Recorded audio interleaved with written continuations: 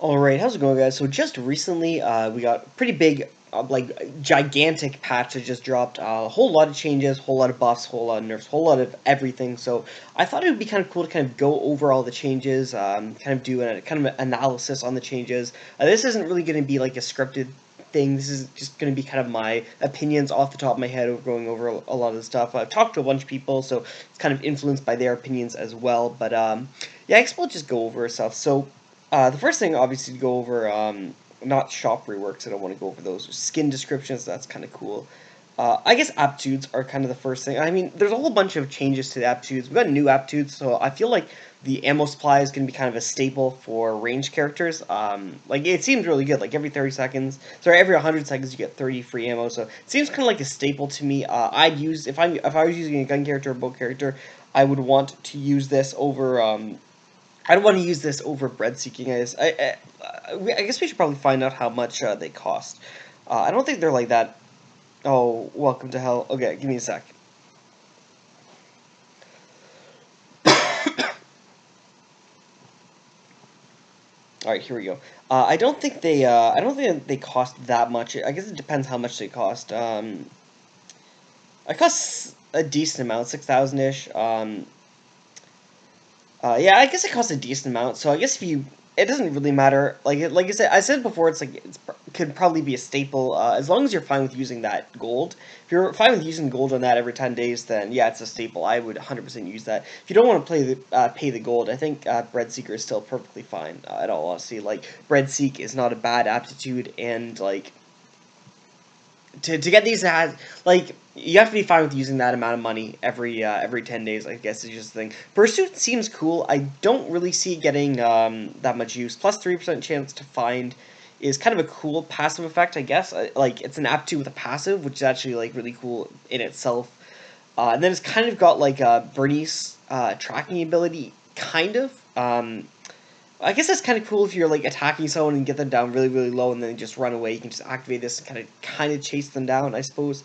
I don't see it getting too much use, I suppose. Like it's cool. It's kind of a cool potential ability, but maybe on something like Jackie, I guess I can kind of see that on something like Jackie. I don't really see it. I don't really see it getting a whole hell of a lot of use, but I do like it. I do think it's really cool, especially as an aptitude with two abilities, one being a passive. I think that's kind of a really cool thing, and the cooldown is really quick. Like in theory, you can use this like at the end of every fight. As long as you're winning your fights, then you can just use this kind of at the end of every fight. 30-second cooldown is a really quick cooldown. They actually changed the cooldown on counterattack as well to 30 seconds from 45 seconds, which honestly, that's pretty. And obviously the other change as well. So I think counterattack is just. I think counterattack is much more usable right now. I really like the changes to counterattack. In all honesty, I think I might use this a little bit. I might use this. I'm gonna try it out. Like on paper, I think it's really cool. Cooldown of 30 seconds, so you can use this like almost twice every fight. Almost twice a fight. You'll guaranteed be able to use it every fight. The waiting is it's a cool thing.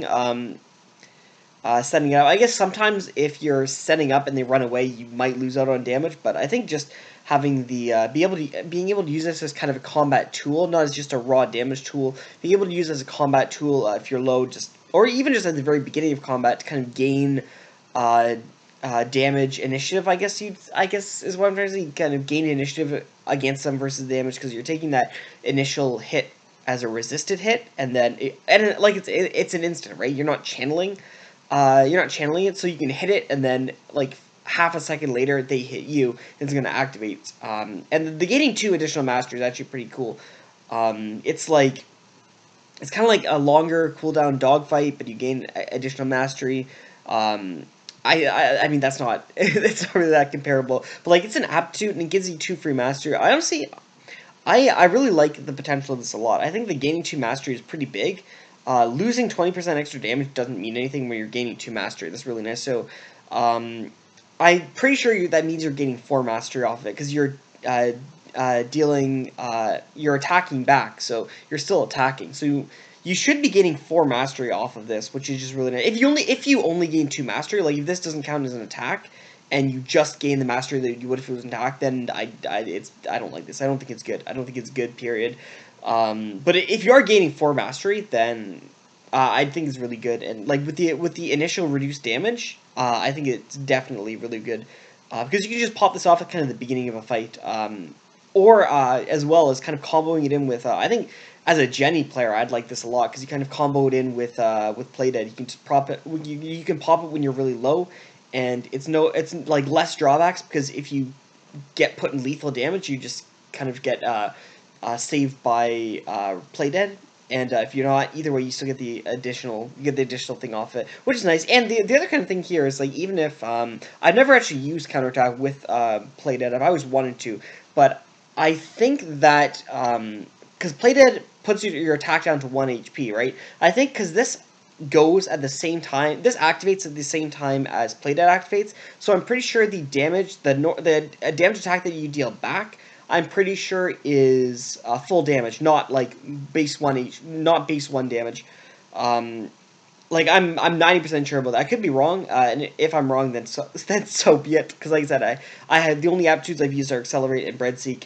But on paper, because I'm pretty sure they activate at the same time, I'm pretty sure you get the full damage out of it, not just the reduced damage from Play Dead. So I do think this is a really cool combo potential with Jenny. I think it's even better now. 30-second cooldown is really, really good. That's a lower cooldown than Revenge Play, which is like super nice. Like, there's not very many abilities in the game that have cooldown of 30 seconds. So that's really cool. And the additional mastery, obviously. So, I mean, I went over that for a long time, just because I think as an aptitude, counterattack is, I think the changes for counterattack are one of the more significant changes for all the aptitudes. The other thing that's overhauled, Scout, cooldown lowered 12 seconds to identify the amount of errors. I mean, I guess it's cool. It's basically the same thing as you. It's going to give you the same kind of thing as you did before with Scout. Just you'll be able to activate it a lot more often, which is kind of cool. I guess it depends like what you want to use it for. So if you're on a really more offensive build, like you said with Jackie, I think Pursuit. Honestly, I really like the idea of Pursuit on Jackie. I think that's pretty fun. Obviously, I have to try out Pursuit before I can say whether or not I think it's actually that good.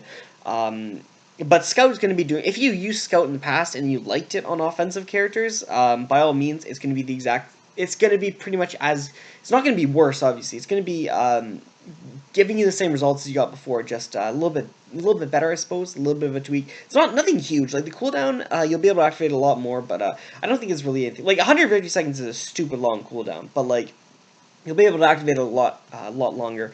9 seconds is still kind of long, like that's like pretty close to Omen cooldown time, but it is a cool ability, I suppose. It's good for kind of chasing people and stuff. What was the other thing? Ambush. The changes for Ambush I don't really see being that significant either. You gain 3 additional XP, that's kind of cool. And it's, I guess, for 5 seconds instead of 3 seconds. I don't really like it. I don't really like the... I don't... It's not that I don't like the change. I just don't see the change being too significant. This right here, this was... I guess we went over... I guess I passed Nathapoon, the release. His abilities are really cool. His first ability is 90... It's a 90 seconds to get value out of it, but it's health regain. Anytime you have something that... like, health sustain is stupid in this game. Like, I mean, it's stupid in really any game if you think of it, like Overwatch or just any game where you, even Pokemon, any game where you can self-regain HP is a really, really good ability. It's why Zukai is really good. Like, Zukai's stats are really, really average. I'd even go as far to say they're kind of mediocre, but, like, cooking is just such a stupid good ability that it just makes Zukai so good. Like, cooking is so good. Agony Bearer is really, really good as well. Although, in all honesty, I look at Agony Bearer less as recovery and more as damage mitigation. So I think there's a pretty significant difference there because you're recovering when you're taking damage. So you're not actually recovering, you're just taking less damage in a sense. So that's my kind of look on Agony Bearer. Agony Bearer pre-nerf, rather, is what I'm basically trying to talk about. Agony Bearer pre-nerf was really good. Cooking is really good. So anytime you have these abilities like gain health, you're getting a lot of value. This is really good. Like, it's pretty hard to make, like, sustain abilities bad. So looking at this ability, like I said, it's 90 seconds, so you have to kind of commit to it in a way, but I feel like you still gain, you get a lot out of it. Like, you gain a lot out of it. You gain, like, XP, you gain, like, the biggest thing is health for me. Like, 30% health, that's really big. Like, that's That's a pretty big chunk, but you have to, like, commit to it. So, I mean, it's 90 seconds. You don't, like, it doesn't reduce the amount of health when other people enters. It just kind of reduces the XP. So that's whatever, as long as it's not reducing the health. We'll have to see, because 90 seconds is a long time. So it's not like another ability where you can kind of gain HP in a pinch. This is more like you. I mean, it's more like a it's more something you have to commit to, and like if you're going around on like a low amount of health, waiting for your ability to prompt to give you health and stuff. I don't know. It seems awkward like that, but I like the idea. I think it has a lot of potential. But like I don't know. I don't know that much about Nathapoon. I haven't spent a lot of time going over him. I just saw his abilities, and I'm like, these abilities look really, really cool. So I definitely want to try him out, but don't like take my opinions on Nathapoon just yet, because like I know nothing about him. But going on to like one of the huge parts about this patch, this is the patch we've been waiting for. Okay, having a choice of starting weapons, like this is huge. This is a huge buff to a ton of characters. Let's see. This is a huge buff to Jenny. Like, honestly, as a Jenny main, I can tell you right now, this is a huge buff to Jenny. It's actually really nice for Sylvia, in all honesty. People don't forget about Sylvia, but Sylvia has the potential to start off with a gun, which is just not as good on Sylvia. But, like, it's hard to start with gun, because you have to get the 4 random stats in the gun, and then you have to get the kind of 50-50 versus blunt versus... actually, no, I'm bad. What am I talking about? It does give 65. So, you get it more often than I initially thought. I thought for a second it was 64-64, but no. You get it more often than I guess I would have thought, but like I still, as someone who plays Celia, a fair chunk, I suppose, I almost always start off with blunt. So I'm surprised, because like I never use the gun, but I never use gun Sylvia, so I never actually care about the stat, but like I didn't realize that how often you start off. So yeah, this is going to be a really nice buff actually to Sylvia on that note as well, like I mentioned, being able to change that. Who else is pretty Oh, Hyejin. This is kind of a buff to Hyejin as well, having the ability to choose the ability to start off with which you choose, which you prefer. That's pretty nice for her. Something like Adriana, where you've got 2 pretty good masteries. Having the ability to switch between those, because you're always going to start off with throw, so having the ability to switch between those is really nice. Same thing for something like Sissela, having the ability to switch to gun if you want to use gun, I guess. I don't know. I mean, they're both kind of throw and gun are both kind of awkward, so I guess it's just, I don't know. I prefer throw with Sissela. But I suppose on a more, like, defensive-oriented... I don't know, not really, because it gives away your location. But, like, I'm just saying something like that, where, like, you start off with multiple things. Even something like Bernice, because you do start off with 3 potential masteries. And Bo Bernice is a pretty interesting thing, right? So, I prefer gun with Bernice, but, like, just being able to switch between those... is it a buff to anything else, like, kind of significant? Let me see. I guess Arda, you can kind of choose between the 2 things. Oh, Kathy. This is kind of nice for Kathy, because if you want to just stay with kind of your tried and true, your Blade, then you've got the option to just stick with Blade. The 9 random, it gives a lot of, it gives a lot of random right here. Like, it can give you, like, throw as your start, so if you don't want to fuck around with that, you could just switch directly to Blade. It's kind of nice, like I said, it's kind of nice for Kathy. Alex as well is kind of another thing. It's just nice for a lot of characters, just having those changes, having those kind of the ability to switch to the main one. I think the biggest one for me at least, and I'm saying this as a Jenny main, but I think it's more than just me being a Jenny main. I think the biggest change. One of the biggest changes, at least, I think one of the biggest benefactors, excuse me, one of the biggest benefactors of this change for starting weapons right here is definitely Jenny. I think she's one of the most significant changes for that. Going over, there's a pretty few nice changes for kind of ranged people right here. So the inventory conditions for guns, there's a lot of changes for those. If you kind of find a gun in the wild, it starts with bullets, which is really good. The biggest change is for guns with bullets is if it's crafted by the player. That's pretty huge, because a lot of times, like, a a lot of times, like, I don't know, like, say you're, like, early and you find, and you want to build the AK, and you find the rifle, and you don't find the scrap metal yet, a lot of times if you find that and you're like, well, I don't want to waste my bullets, but if somebody jumps on me while I'm still looking for the scrap metal, and I have no bullets in the chamber, then I'm going to have to waste a lot of time reloading, and I have to waste a lot of time doing this, and it's just more effort than it's worth. And a lot of times you just end up losing bullets, because you find the long rifle, like let's say you find the long rifle, and you just fill it up with bullets, and then the next search you find is the scrap metal, and you're like, well, shit, I just lost a bunch of bullets off that. And the same thing goes for just upgrading further. Once you upgrade the AK, you lose a bunch of bullets for this. So just the biggest thing is, I think this is the biggest change for gun users in terms of kind of the ammo thing, is for if it's crafted. Like scavenge from a wild animal, discovered in a supply box, those are pretty small, minor changes that are rarely going to have an effect. And discovering in the wild is really nice in the early game. Very nice in the early game, I gotta say.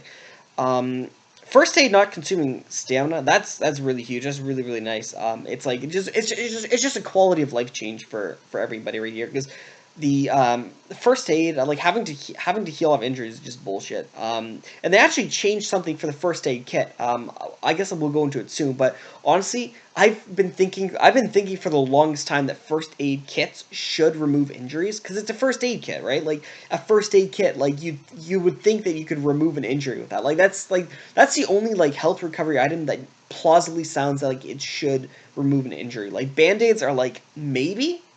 And I think actually to have like band-aids remove an injury, that would be kind of cool also. But like I think because you find them so easily, I was just thinking because like they're not like that. Like the amount of health you gain off them isn't too substantial, so a lot of times you wouldn't hold the band-aid over another kind of healing item in the later game. So that's why I thought it would be kind of cool to have band-aids also.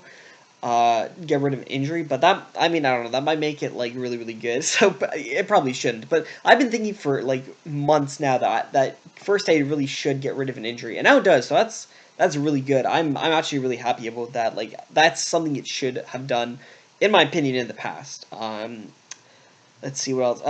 Nathapoon, Nathapoon, we already went over that. Fiora counterattack, yeah, she got a nerf, but like this is going to be very. It's not going to be that noticeable, because first of all, like channeling, like you can activate this as you enter the ability.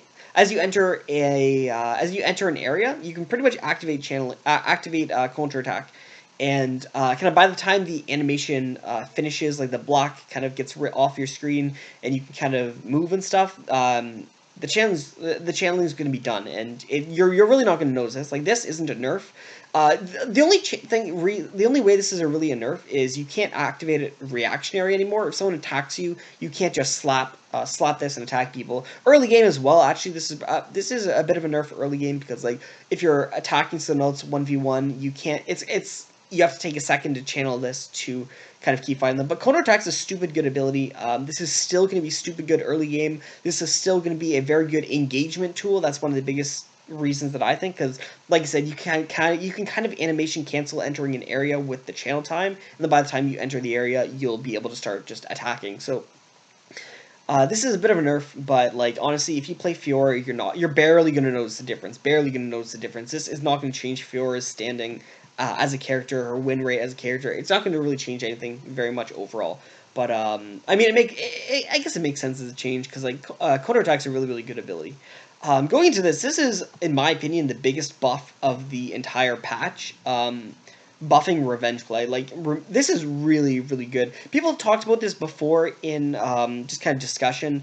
Someone was saying that revenge play would be a lot better if you removed the channel requirement and then changed the skill damage to just a flat plus 10 skill damage. And I don't think that would be better. I think the effect of having it relative to the current health is one of the strong parts about revenge play. It's really, really strong. Like, I had a, I don't know if I might include this in this video, just because like it'll save me having to talk about it later, but I made a huge kind of spreadsheet going over kind of several different videos of mine, several different videos of kind of very, very well-known, very, very good Black Survival YouTubers as well, going over their and my Jenny games, and kind of going through each instance of revenge play, kind of the initial normal damage that it would have been, the health they were at, and the kind of amount of damage, the amount of extra damage that revenge play did. It's actually really surprising to see like how much extra damage. It's actually a lot of extra damage. Like I play Jenny, and like I kind of underestimated what I thought the extra damage was going to be when I really started going over it. So it's really a significant amount of damage. So having it relative to the current health is really, really huge. But removing the channel time is gigantic. And what this does is it makes it much more effective as a punishing tool, because before, like, you could use it as a punishing tool, but you'd have to your opponent would have to mess up twice. So first of all, they'd have to mess up they'd have to misplay by letting their health get low enough to the point where revenge play is going to be significant, and they'd have to basically not leave within your 2-second channel time. So a lot of times people would activate revenge play really, really early, like after 1-2 hits, just because they would not have time to heal in your 2-second channel time, and they wouldn't have time to run in your. It's not that they wouldn't have time; it's just that they wouldn't heal, they wouldn't run after taking 2 hits. So you can generally get your most return from revenge play after doing that. But now, you can punish people just by them letting their health get really low. If their health gets low, if their health gets low, in a sense, like, they're pretty close to being dead. Like, if their health gets low, and they aren't like they aren't like in the middle of eating a recovery item while you are searching for them, then they're gonna take the hit, and like they can't run as well. Like, it makes this a much more effective punishing tool, which is looking at it, kind of the design of it, and looking at kind of the lore of it, it's meant to be a punishing tool. It's meant to be like Unshackled.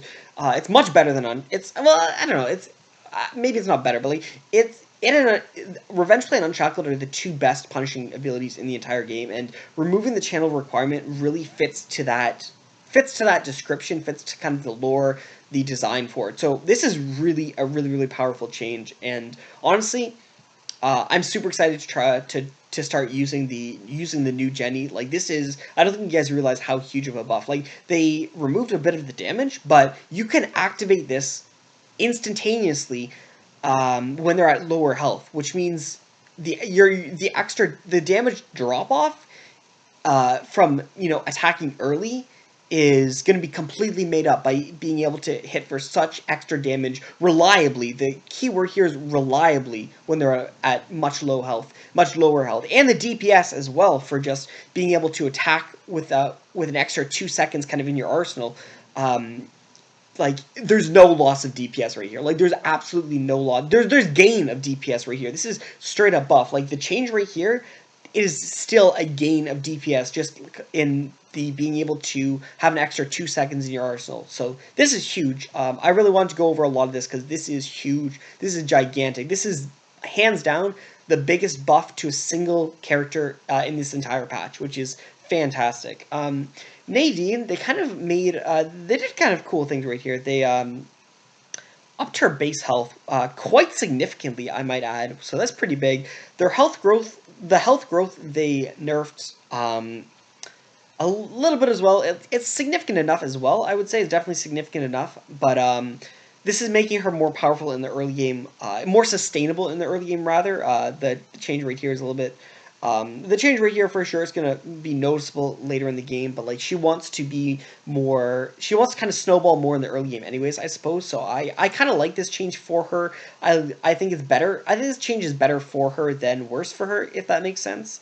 The stamina growth, that's pretty decent as well, getting the extra stamina growth, that's kind of nice. And the base attack as well. The base attack, it doesn't really seem too different. Like, 17.6 to 18 doesn't seem too different, and 2.6 to 2.4 doesn't seem that different as well. Like, if you look at the level 18 stats, the stat attack doesn't seem really that different. I mean, it's different. It's a nerf. It's kind of a nerf in the later game for sure. Like, it is a change, but it kind of evens out a little bit. I don't think like you're gonna be like playing with Nadine and be like, oh shit, she's so much weaker offensively than she used to be. I don't think it's going to be really that big. It's just kind of a cool little kind of tweak with her stats. I don't think it's going to make her bad, or worse, rather. Aya got a pretty decent amount of changes right here. The health growth is pretty much just nicer for her. Like, they changed it by 0.6 from her starter, so there's really no difference. You get that back in 2 levels, I suppose. So the extra change right here is kind of nice. It's kind of nice. I like that little bit of extra thing. I guess it makes Aya a little bit better in the later game as well. They nerfed her attack though, which is kind of the they nerfed the where is it?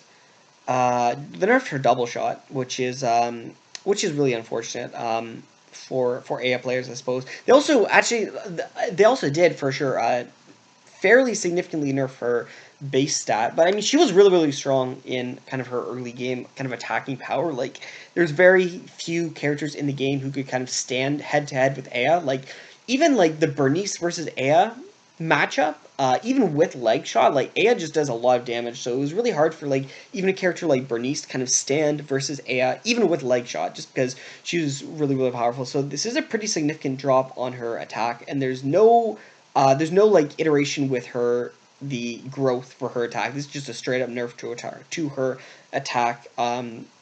But like I said, they kind of changed around her health to help her a little bit. They changed around the armor right here. The armor is actually like a gigantic change. If you look at it, like 16.7 to 14, that's like gigantic change if you really look at it. And like the 0.2 is like very, like, that's not going to be noticeable. So this is really annoying for her armor for sure. I don't play a lot of AF for sure. Like the gun characters I play are Bernice.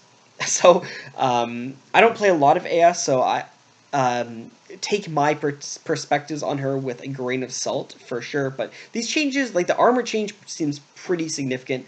The attacks change seems pretty significant as well, but like she's like the armor change is huge, like 16 to 14, that's pretty huge. 16.7, almost 17 to 14, that's pretty big. The attack change is big enough that you'll notice it, but like she's still got pretty strong early game attack stat. I would say, at least. Like the biggest changes for her are kind of the nerfs to like armor and stuff, to kind of like stuff like that. And where is it? Double shot. The double shot change. That's pretty significant as well. Like the 40% to 30%. That's pretty significant. I mean, honestly, yeah, that's pretty significant. That's not even close to double shot. Like they should change the name to I guess, and a third shot. I don't know. It's like it's a single shot and a third shot, so a third of a shot. So I guess like her first shot hits and her second shot like glances off your arm and makes like a flesh wound or something like that. That's the only thing. That's like lore, like design lore wise, the only thing I can think that makes sense for it. But yeah, that's pretty annoying for sure. Like she I don't know if you could really say she relied on double shot a lot, but I think she did kind of rely on double shot a lot. So this is gonna be kind of sad for her. I think she was. I mean, she's really strong early game. Don't get me wrong, but I think like how she dropped off into later game made her kind of balanced enough. So I don't know. I'm not a huge fan of these changes for Aya, but like I'm not an Aya main, so you'll have to take again what I say with a grain of salt. Hyejin Changes. I When I first saw the changes, I really liked the changes. I was like, okay, they're making Omen like more usable, because in the past Omen didn't really do a whole heck of a lot, because like you didn't really combo it off yourself very often. Like tit for tat combos into it. I think when they designed Hyejin, they wanted her to be a second kind of trap hybrid character. Bernice is not a trap hybrid character.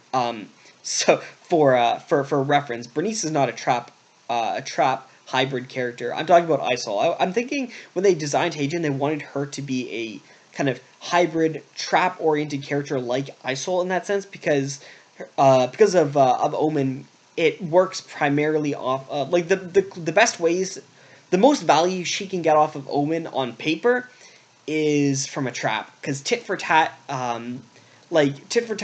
extra damage you get off of Omen is very minor. But so that's why I think that's what I was thinking, like just looking at her design, looking at how everything is. But that doesn't really work like being realistic right here, like going out of your way to make traps. She doesn't have the benefits that Isol does for making traps, so being a trap hybrid, Hyejin just doesn't really work that well. So like for that reason, oh, I just realized I probably should have been pulling these things up as I discussed them. But yeah, being a trap hybrid character for Hyejin is just really not that viable. Unless they want to start buffing her in some way that's going to support her using traps, then it's really not viable. And this change right here just shows that is going completely away from traps 100%. So that was kind of the initial design. I think they've went completely away from it. But the change to Omen, let's talk about the change to Omen. So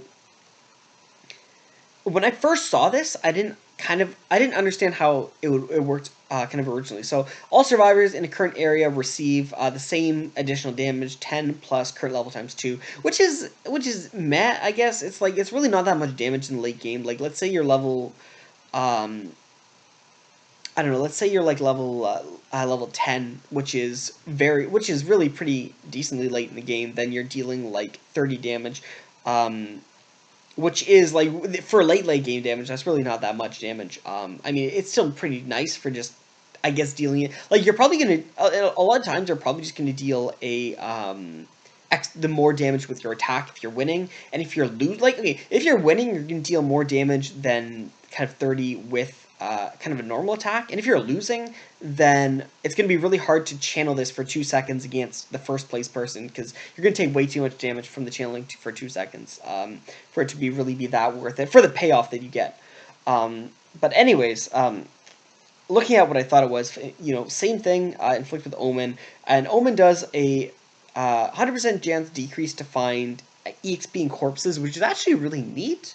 Kind of outside of battle, obviously, like outside of a battle, the decrease to find the corpses and EXP is really neat. I was like, oh, that's pretty cool. It has an effect outside of battle, and inside of battle, the 100% chance to deliver a critical hit. I'm like, wow, that's actually really good. That's actually really good for what it is, and I really liked this change. And I'm like, wait a minute, how do you get rid of Omen? It doesn't say how to get rid of Omen, because like in the previous Omen, you had a stack of 4 and you just took the extra damage. So I'm like, how does it work? Is it like weapon polishing, where weapon polishing activates and shows you when you would have gotten a defect? Which is really, I find that really funny. I find that really cool. Like you're just attacking and then weapon polishing pops up and you're like, oh sweet, I dodged a bullet there. But I'm like, is it something like that where like you have a stack of 4 and anytime you would have gotten this, every time you would have gotten a crit, it decreases the stack of 4. Every time you would have found EXP, decreases the stack of 4, or maybe it's stack of 2 or 3. I was thinking maybe it's that, but from what I understand, it lasts 20 seconds, so that basically means this is a terrible ability. I mean, obviously this is in my opinion, but this seems like a terrible ability. Like what, like 20 seconds? Okay. Previous Omen was a very, very mediocre ability that would last until it gets used. Now it's a really mediocre ability that can generally get no value out of it. It lasts for 20 seconds. It does nothing for 20 seconds, as opposed to previous Omen, which does nothing until it does something. If that makes any sense. I think that makes sense. I maybe it doesn't make any sense, but that's basically how I look at Omen right now. I don't like that at all. Like, it does nothing for 20 seconds, and you're channeling it for 2 seconds. So is it really worth channeling for 2 seconds to deal this amount of skill damage, which is it's a guaranteed amount of damage, I guess, which is kind of cool. It just negates everything, goes guaranteed 30 damage. So if they're dealing like 10 damage and you're dealing 10 damage, I guess, then you can channel this and you'll, I guess, deal extra damage.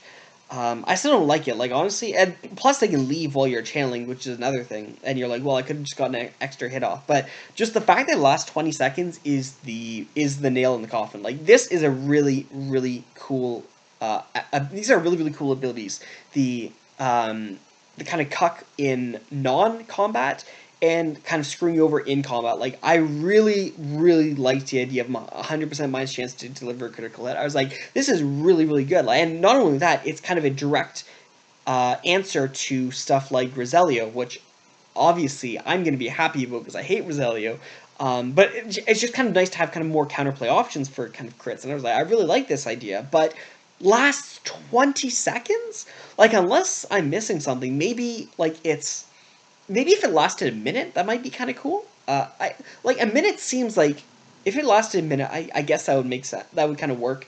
I still prefer the way Old Omen worked, where it's a stack of 4, and like I said, it would be cool if this was worked off of a stack. But I'd be happy with 60 seconds. Honestly, I'd be happy with 60 seconds. 20 seconds, that doesn't mean anything. Like, honestly, 20 seconds, that is not going to do anything. Plus, like, if you act for 20 seconds, that's either going to be during a fight or not during a fight. And if it's during a fight, you're basically helping them out by letting them not find corpses.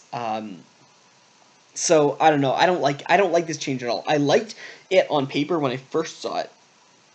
20 seconds though, that's a deal breaker. That's 100% a deal breaker. They also kind of changed some of her stats right here. You'll see the health, the stamina, the attack, and the armor. They're all tweaked a little bit of this, a little bit of that. Mostly a little bit of that, meaning mostly drops. But they're not really too significant. Like 135.2 to 136 as the start. The gross stat is it's a pretty annoying change, I suppose, like 0.4 to just 5. But like honestly, everything really evens out right here. I don't really think the changes to her stats are going to be too noticeable. As someone who, I don't know, I play a little bit of Hyejin. You'll notice I'm only 3 stars with her, so like obviously I don't play a lot of her, but I do play her and I do like her. I do like hand characters. So honestly, I don't think the stat changes is going to be too noticeable, for sure. But like the Omen effect, so I mean, it went from being a borderline useless ability to being a even more borderline useless ability. So like it's almost as if she hasn't really changed that much at all. I think all the Hyejin mains out there are going to continue to be Hyejin mains, and they're still going to continue to win as much as they do, and they're still going to be as good as they have been in the past. Okay, let me see. Let's pull up the next person we're talking about right here. Alex got a change. Alex got a pretty bad change right here. Like this is pretty big. The Desperate Throw remove channel requirement is kind of a minor buff. The Stealth change requires channeling 1 second. That's a huge nerf. This is so much worse than this is good. Like the negatives for this are like 2 times, 3 times as bad as the positives for removing the channel requirement. That's because you can't activate stealth reactionary anymore. If you take a hit and you're going to die to the next hit, like, okay, let's say you're Alex and you take a hit and you're going to die to the next hit. If you're going to die to the next hit, that means you don't have time to move areas, you don't have time to eat food, you don't have time to do anything. You just have to hope you're going to miss, or hope you're going to miss. In the past, when you were in that situation, you had this fallback. You had this very, very forgiving fallback of stealth, where you just slap it and you're in stealth, and your odds are you're not going to be found, which was really, really good. So it was a really forgiving ability. It was like it was nowhere near as good as Play Dead. Like, don't get me wrong, but like for being on Alex, for being what it was, for being everything, it was actually a really, really good ability, and it was really good to activate kind of reactionary. So it was really nice to kind of activate to kind of save yourself from dying. Like obviously, stealth is a very, very versatile ability. You can use it for a lot of things. You can use it not just as a kind of safety net, which what I'm talking about here is, but you can use it kind of in combat, you can use it out of combat, you can use it for entering areas, leaving it. You can use it for, like, the possibilities are, like, endless with stealth. Stealth was really good, and that's why it wasn't, like, minus 100% chance to be found. Because if it was that, like, I don't know, maybe it would have been too good, maybe it wouldn't have been, but it was a really good ability, and because of how versatile it was, that was kind of based on how the actual chance to find was. But right now, you can't, like, the channel time, you can't use this to save yourself anymore, which is, like, a pretty big change, a pretty big nerf. So, like, this is a huge change for Alex. Because Alex was already a pretty high skill cap character to use. His abilities were so versatile, though, that, like, if you were good at Alex, you could 100% make it work. And I say make it work implying that he was bad. Alex was not bad, okay? Alex's abilities were so versatile. Like, having abilities as versatile as Desperate Throw and Stealth, like, it's impossible to have, like, a bad character with...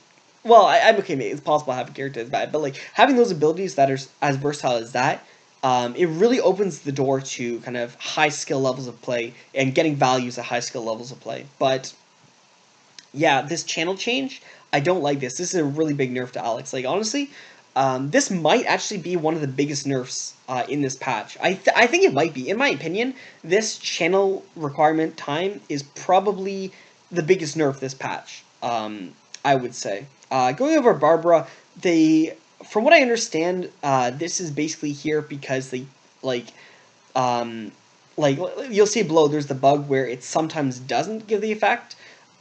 So from what I understand, it was really hard to kind of negate this bug, so they just made it easier by just removing it altogether. So it's a nerf, and it's a nerf that's, from what I understand, only there because it was hard to make the alternative, so a little bit unfortunate for Barber there for sure. Isol kind of tweaking around his stats, stat attack you'll see right there. Like you'll see the buff in the attack early game, and then the growth is a little bit less, but like when you think of it, that's a pretty decent leap. Like two base stats higher, that's a pretty big leap. 14 to 16, that is pretty big, I would say. So that's pretty nice for him. And like I said, the damage growth isn't too bad at all. You'll see like you'll see at level 18, like you still get significantly more. Like honestly, like this is just a pretty big buff to his, just directly to his attack, which is kind of nice. Chiara, they made a bunch of not a bunch of changes, but they made pretty big changes to Stigma and to Judgment. So not a huge fan of these. I know a lot of people aren't huge fans of these. So stacks go up to 11. From what I understand, each stack deals 3 damage with Stigma. So Stigma's all right, I suppose. Stigma, it's still pretty, I guess, kind of nice early game. Judgment is like, honestly, when would you ever activate Judgment now? Like, I mean, it's right down to deal over 9 damage, so it'll like always activate. There's like never going to be a time where it doesn't activate, so it's going to be very consistent damage. Like if you're fighting someone, you're dealing low damage, and then you fight someone, you deal higher damage. This is going to be very, very consistent. The damage you deal is going to be a lot more consistent. Oh my god, I keep forgetting to do this. Come on. I keep forgetting to do this. Maybe I might cut some of that out, but I probably won't because I'll forget. It makes the damage a lot more consistent with, like, the Judgment damage and stuff, I suppose. Is a lot, like, the triggering, it makes the trigger a lot more consistent, I suppose, if that makes any sense. Damage change was from 11 to 3, which is basically just kind of changing around the numbers, I guess, because now you go up to 11 stacks, so you can get up to 33 damage, which is like meh, you know, because like wouldn't you just rather keep Stigma than activate Judgment? Like, I'm not the best Chiara either. I've played a decent amount of Chiara. I actually really like Chiara. And I don't think I would, like, with these changes, like, obviously I haven't played her post-nerf, or post-change, rather. Who's to say if this is a nerf or not until I actually, like, get into it. But, like, just looking at this on paper, like, I don't really see a chance when I'd really want to activate Judgment over just keeping the stamina stuff, you know? So I'm not really sure about this.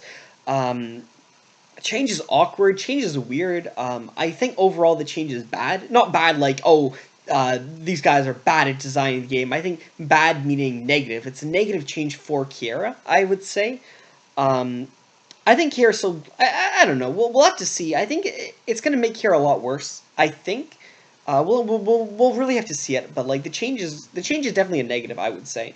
We'll have to see like how it affects her in the meta, how it affects her potential, her overall potential, how it really affects her. Because she was pretty good in the past. Like even with the first nerf, she was still pretty good. Like her early game was pretty nice. Her abilities were nice. Like they took a bit of a learning curve to use effectively. Kind of in the same sense that like Hunting Trap was a learning curve to use effectively. But her abilities were a bit of a learning curve to use effectively, but they were still good, and she was still good. But like with these changes, I don't know, it might push her off to the part where it's like, is it even worth running Chiara over running something else? I suppose like Kathy, like you could just use Kathy and probably get like the same value out of Kathy. Like honestly, like you can probably get like the same value out of this Chiara as you could with Kathy. Like arteriometry is kind of similar to like additional damage from Stigma. It's not really as as similar, but like You know what I'm saying? Kind of like it's kind of a kind of combat tool effect that you can kind of add. But like as like a blade, as a kind of an overall blade user, Kathy seems like on paper I would just say I'd prefer to use Kathy. I'd even maybe prefer to use Zukai. Um, Kira, I would say, is probably like a lot more offensive, has a lot more presence early game than Zukai, but like I don't know. I'm not sure when I would want to use Kira over something like Kathy or over something like Zukai. Um, but that's just my opinion. Obviously, like just I might be overreacting to nerfs. I think a lot of people do overreact to nerfs. Like when the Bernice change came a while ago. Okay, Bernice is probably a really bad example, but like he's the only nerf I can think of. Like Fiora, when Fiora got nerfed way back in the day. Like, do you remember when they changed and they made her early game better, and then they like nerfed a different part of her?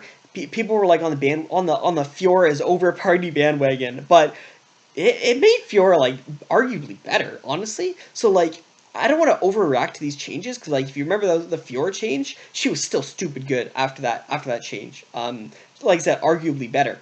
So I don't want to really overreact to these before I can really work with the abilities and really see how the abilities work together. But like honestly, just looking at it objectively, I think the changes are really negative, and I think it puts her to the point where like, why would you use her over Kathy or Zukai? But again, that's just my opinion.